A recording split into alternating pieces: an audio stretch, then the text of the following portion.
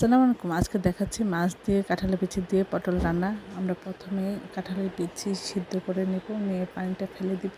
তারপরে আমরা মাছের মধ্যে সামান্য হলুদ, মরিচ, লবণ দিয়ে ভেজে নিয়ে আমরা তারপরে রেখে দিব। দিয়ে আমরা তেলের মধ্যে পেঁয়াজ, কাঁচামরিচ দিয়ে একটু ভেজে নিব।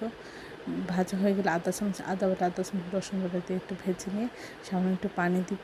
দিয়ে এর মধ্যে আধা চামচ লবণ, আধা চামচ হলুদ গুঁড়া, এক চামচ ধনিয়া গুঁড়া, আধা চামচ জিরা গুঁড়া সব কিছু দিয়ে খুব ভালো করে পটলটা অনেকক্ষণ ধরে কষিয়ে নিব। তারপরে কাঁঠালের বিচি দিয়ে আমরা ভালো করে কষিয়ে নিব।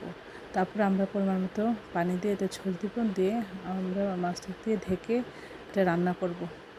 রান্না করা হয়ে গেলে, ঝোলটা কমে গেলে, সব কিছু ঠিক হলে আমরা এটা নামিয়ে পরিবেশন করব। অসম্ভব মজা হয়েছিল। আশা করি আপনারা এই রেসিপিটা একবার হলে ট্রাই করবেন। সবাই আমার চ্যানেলটি লাইক এবং শেয়ার দিন, সাবস্ক্রাইব করবেন এবং প্রিয়জনকে বেশি বেশি করে শেয়ার দেবেন।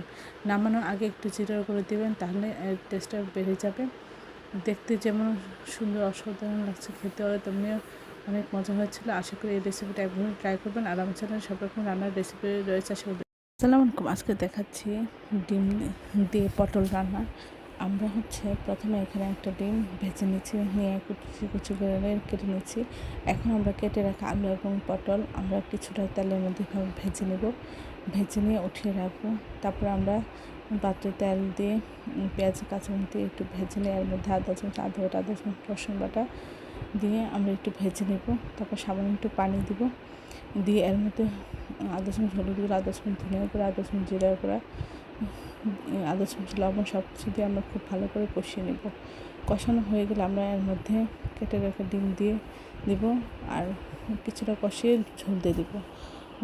ঝোলটা কবে মাখা মাখা হয়ে গেলে আমরা নামিয়ে পরিবেশন করব। অসম্ভব মজা। সবাই আমার চ্যানেলটি লাইক এবং শেয়ার দেবেন, সাবস্ক্রাইব করবেন এবং প্রিয়জনকে বেশি বেশি করে শেয়ার দেবেন। আমার চ্যানেলে সব রকম রান্না রয়েছে, আশা করি